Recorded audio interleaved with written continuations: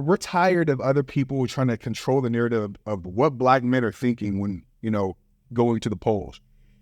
We're going to go ahead and have the conversation. We're black men. Right. We talk about these things all the time, and we just want to go ahead and just squash it and get things out in the air. No, for real. And, one thing you said that, really resonates with me is how you mentioned that, we're tired of other people having this conversation.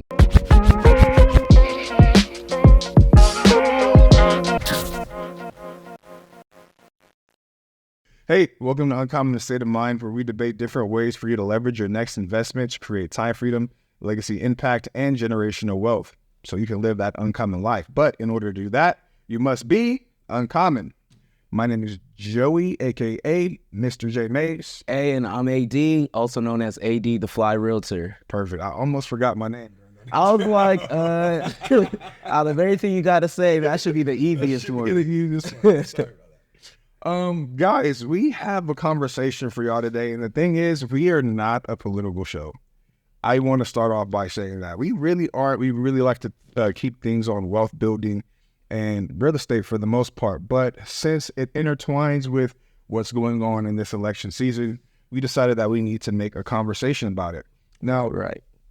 What I am tired of hearing, and there's narrative out there that the black vote or the black male vote is specifically not following a specific party, being the Democratic Party, who is being represented by Kamala Harris, and just thoughts around, African-American men's vote in general. And we kind of we're tired of other people trying to control the narrative of what black men are thinking when, going to the polls. We're going to go ahead and have the conversation. We're black men. Right. We talk about these things all the time, and we just want to go ahead and just squash it and get things out in the air. No, for real. And, one thing you said that, really resonates with me is how you mentioned that, we're tired of other people having this conversation. I don't usually, name drop unless it's, for something positive, but I was listening to PPD podcast, Patrick Bet-David, and, two of them are Middle Eastern, one is Hebrew, and one is a white American. Right. And they're talking about what black men are or are not going to do. And it's not like they said anything racist, they weren't trying to be rude or judgmental, but I was like, it's irresponsible for you to have this conversation you really know what's on the thoughts of a black man.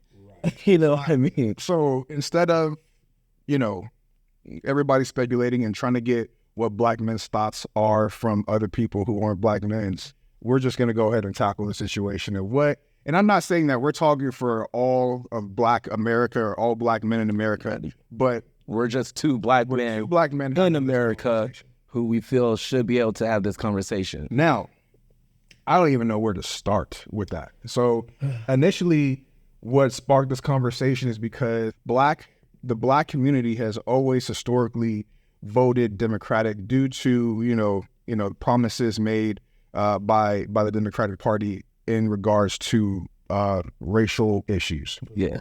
Yeah. I mean, it really, really steps back to Lyndon B. Johnson and the Civil Rights Act. Okay. And so to really before that, go check your history, you check if I'm wrong, but this is what I believe to be true.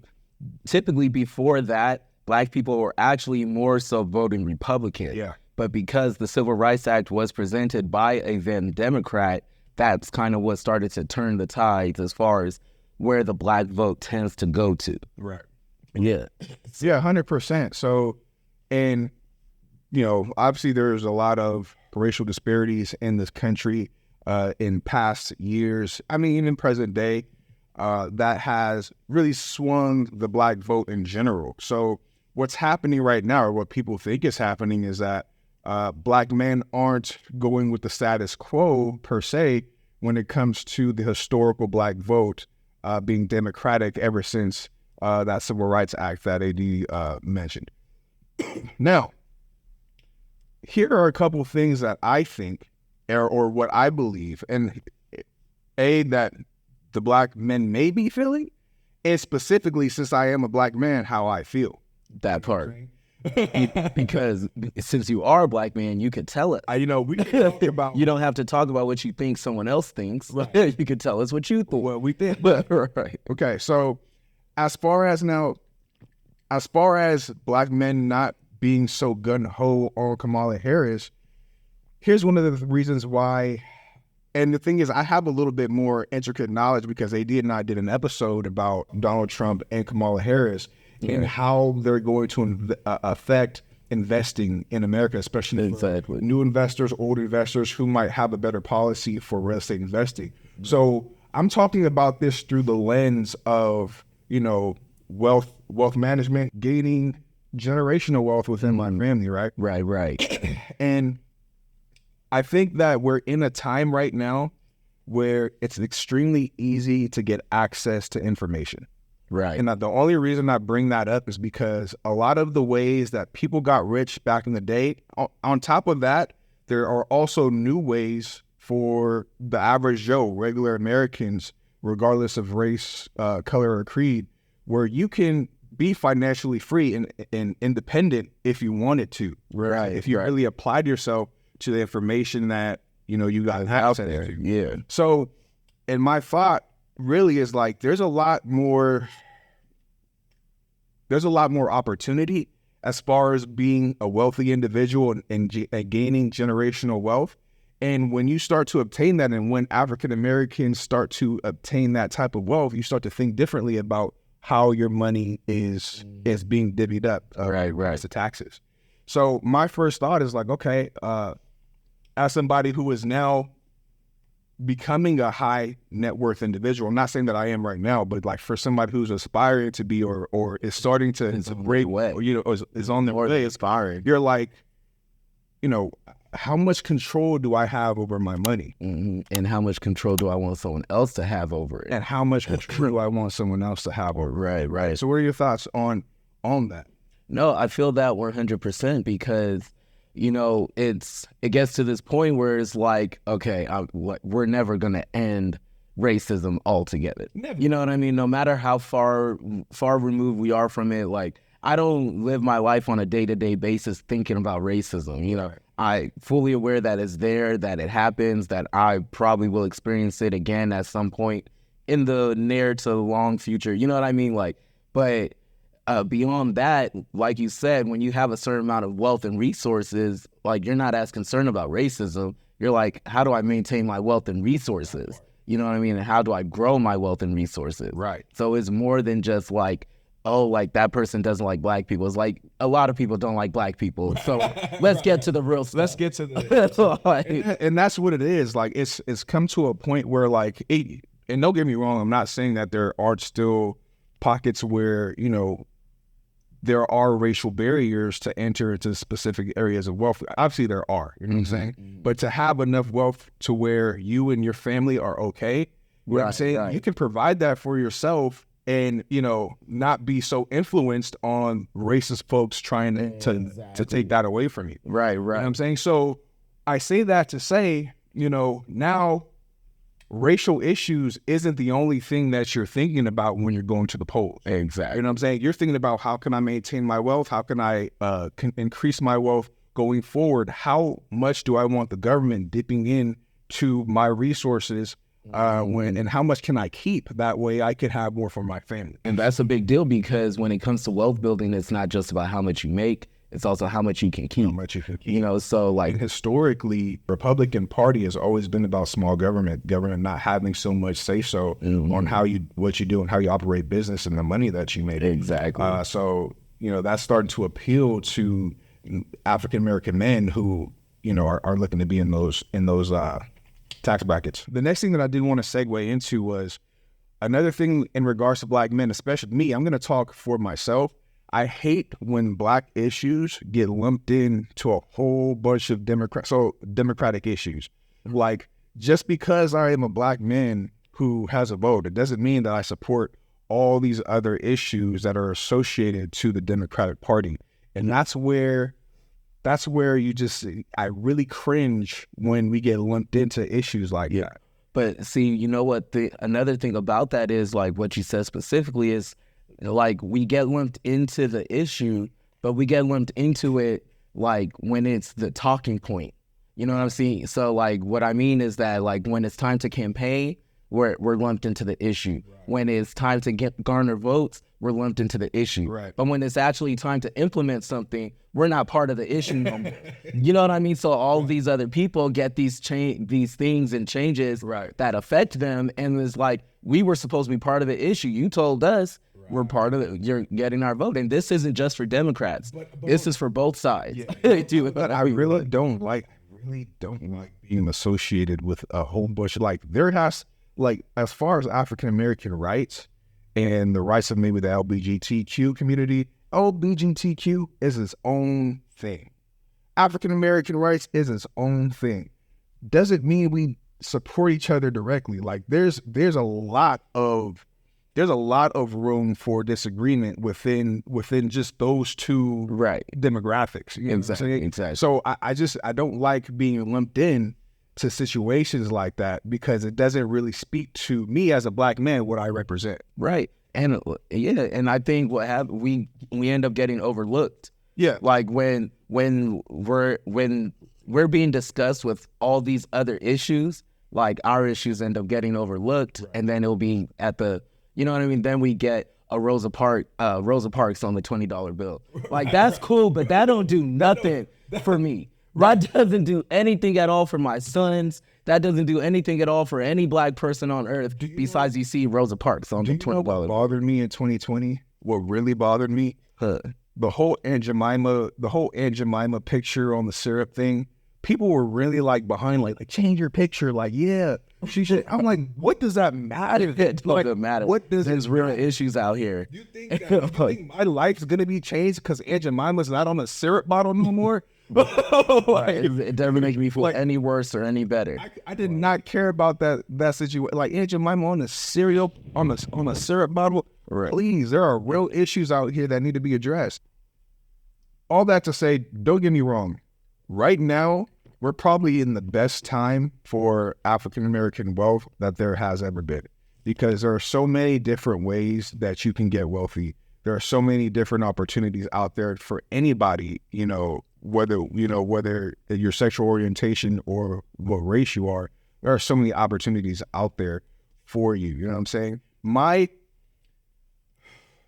I think why I'm so disinterested in voting any particular way is because, as of right now, there are already policies out there not policies, but policies and initiatives for African Americans to get involved in specific wealth building activities. Right. It just depends on if you know that they're available to you. If you're aware of it. You know what I'm saying? So as far as going to the polls thinking about racial issues, I'm not really going to the polls thinking about that. I'm thinking about what we've already discussed. I like how you said that, because, regardless of which way you vote or which way you tend to lean, I do think that, if we are going to the polls too focused on one thing, that we can lose sight of all these other benefits. Right. And again, regardless of which party, it sounds like we're just coming down on Democrats, but I'm talking about Republicans too, because we have a lot of lost promises from them. Right. You know what I mean? But I think if we're too focused about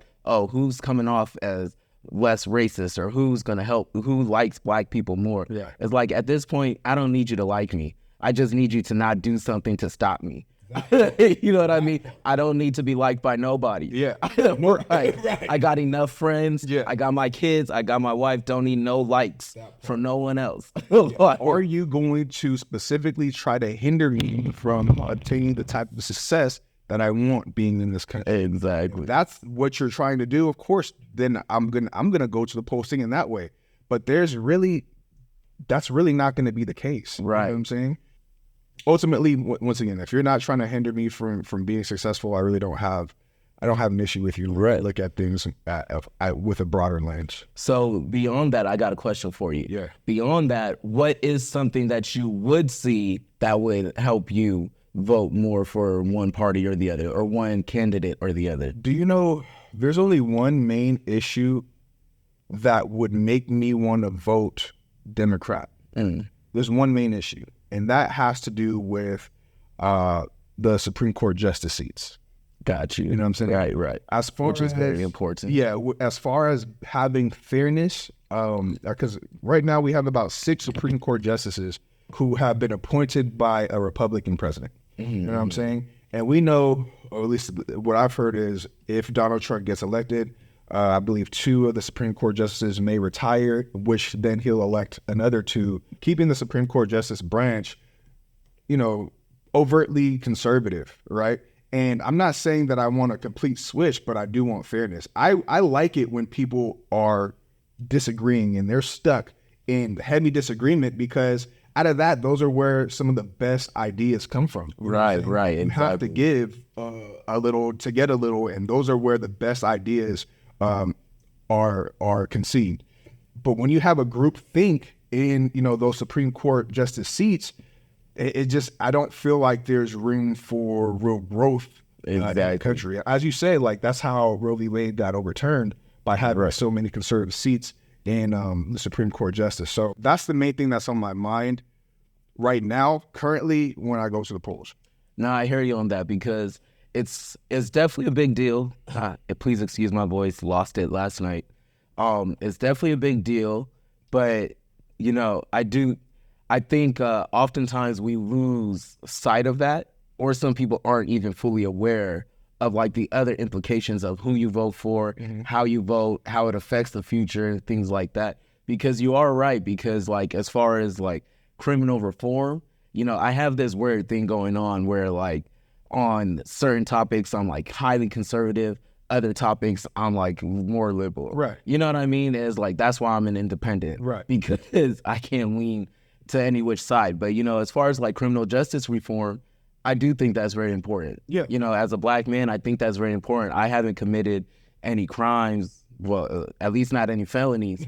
You know what I mean? I haven't done anything that will land me in jail for a long time. I don't foresee myself ever doing that. Right. But it's like there are a lot of black men serving time for, things that most people would think that is not even a big deal. Right. You know what I mean? Like, we currently have people capitalizing off marijuana, and there's still people in jail for marijuana. You know what I mean? And like, we're talking about dudes selling dime bags.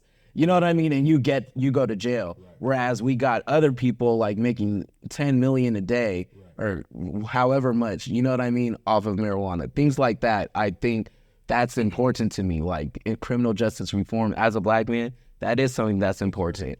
You know what I mean? So I do see the importance for, which candidate can serve that, need the most, or not even can serve, which candidate will serve that need the most, you know what I mean? In a way that benefits not just myself, but other African Americans, you know what I mean? So, yeah. And to be honest with you, that just doesn't only benefit African Americans. It doesn't, right? Exactly. It's anybody who's, for look what just happened with, and this is obviously a microcosm of the bigger picture, but Reggie Bush right now, he just got his Heisman back, right? Whereas back in the day, it was illegal for players to get paid off of their name, image, and likeness. But now that they changed that rule, because they did they rule it unconstitutional, or they ruled it? Yeah, it was exactly unconstitutional, pretty much. Unconstitutional.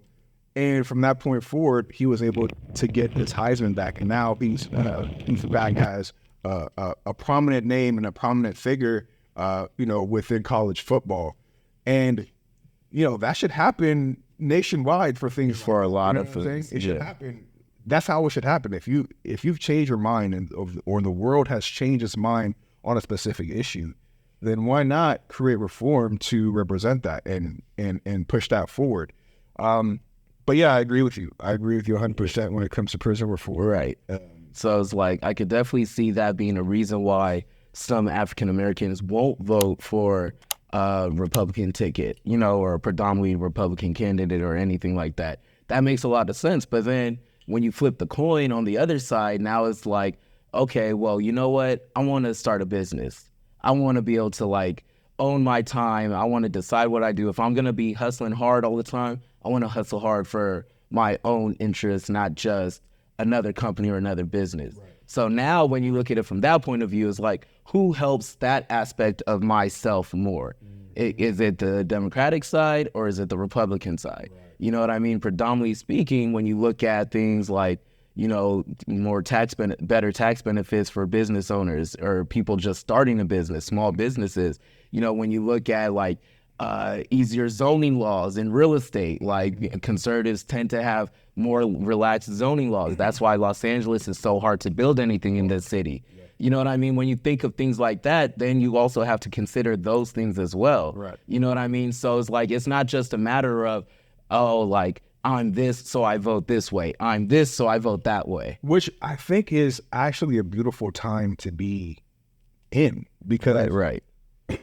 I don't, as being a black man in the black community, I don't agree with everything within the black community. You know what I'm saying? Exactly. Yeah, nobody should. And you deserve, you have that right.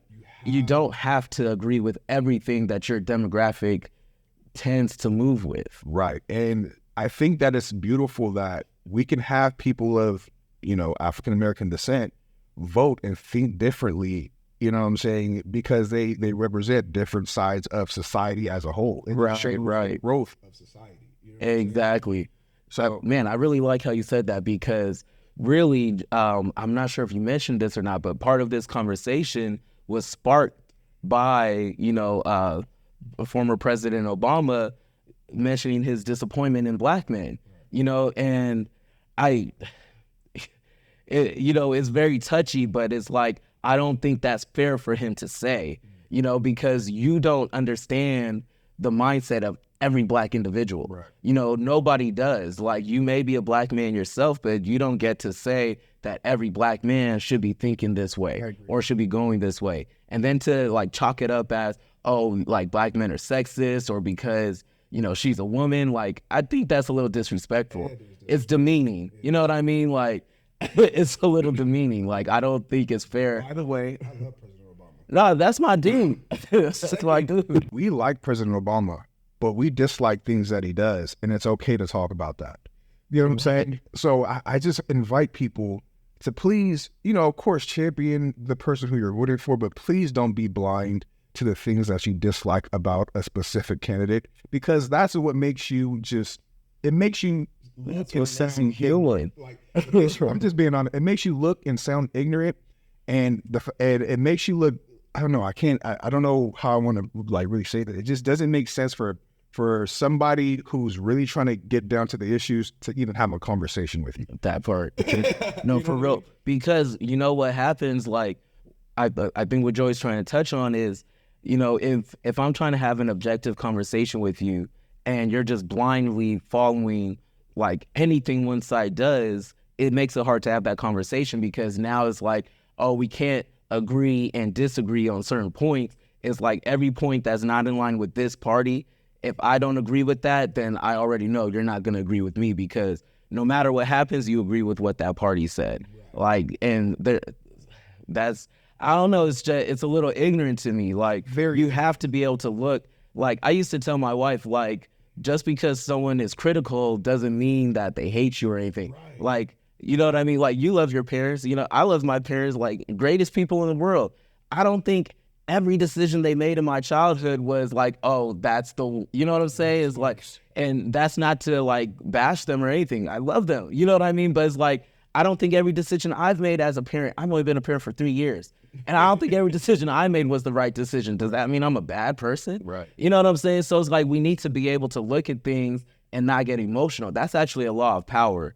If you read 48 Laws of Power, you know what I mean? Like, we can't be getting emotional off of these things, because they take advantage of our emotion, and then we vote a certain way. Well, that's what propaganda is meant to do anyways. Propaganda is meant to take advantage of it. You said it better than I could. You know what I'm saying? So, with that being said, I mean, is there anything else that you think we didn't? I actually had something to say.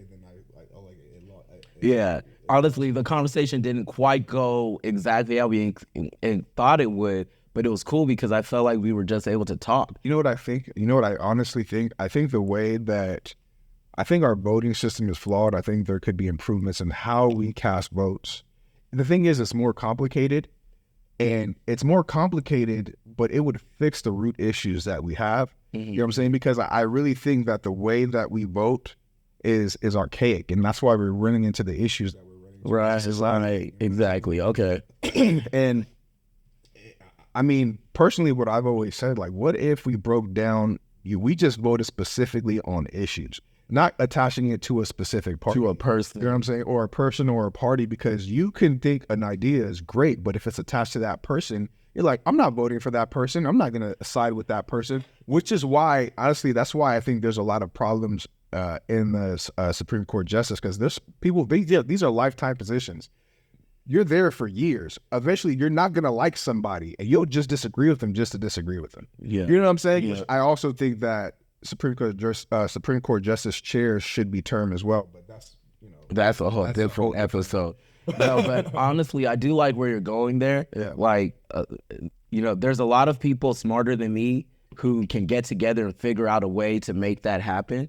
I don't think it'll be like anytime soon, but I do get what you're saying, because I don't like the idea of just like some random person who was raised however they were raised, from wherever they're from, but because like I decided to vote for them to be the president, they just get to like, you know what I mean? Like just completely like run every single decision, and they don't get to check in again. Right. Whereas like, hey, are you guys cool with this?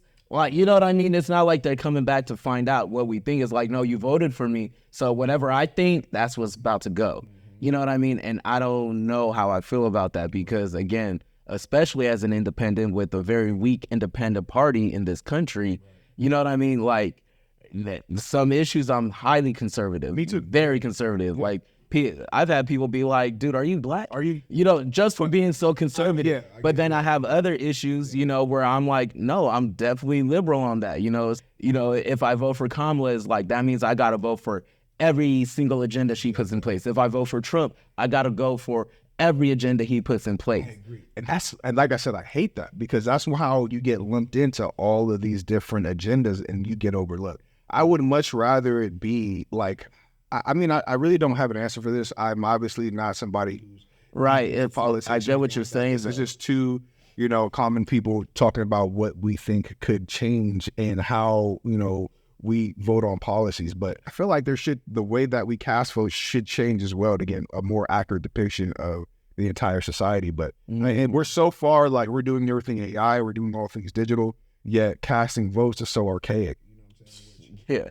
Like, as much as things change, things stay the same. Right. So I'm thinking like I feel like there needs to be a better representation of the overall population, and it should be more easily accessible for people to vote. Right. And I get that there's a scheme in which you make it harder for people to vote, so that way people don't vote. But like, if you want a fair representation of the population, I feel like that should change. Well, I mean, you said it right there. If you want a fair representation, like, do a lot of people in government and in power want a fair No, I'm just being real. Like, you know what I mean? Do we really? Because, like, even think about it. Like, California has the most, I'm losing the word, but delegates. Okay. So, like, when you vote, it's not like this president just got that one vote. Like, no. When you vote, whatever state you're voting out of or from that you reside in, then that vote goes towards however many delegates your state has. Right. And whoever wins that state gets those delegates.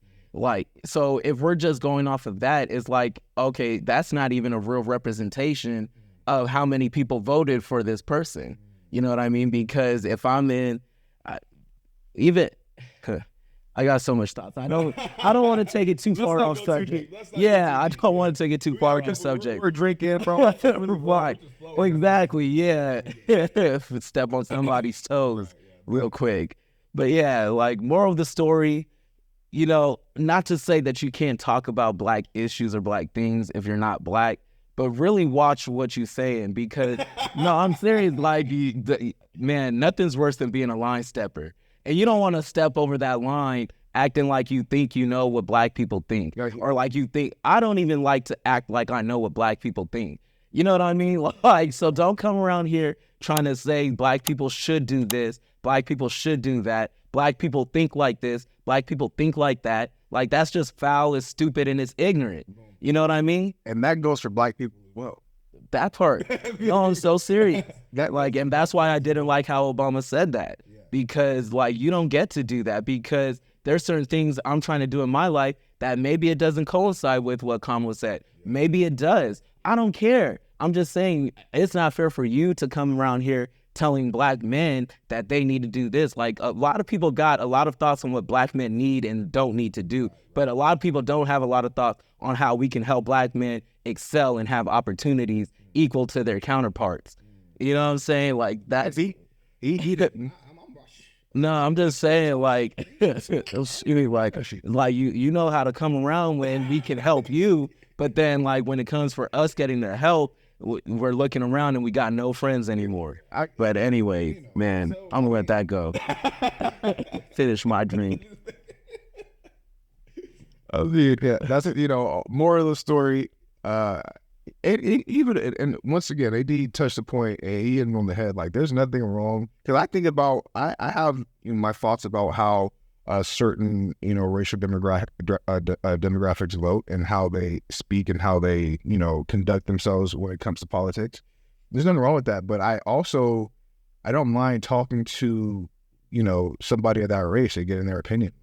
That I think that's really where it is. And on top of that, I'm not going to go on the show and be like, well, white folks think about all like exactly. Like, I may have my thoughts of how they might be operating, but I'm not going to sit here and spit it as fact because it's not. It's just, what I'm saying?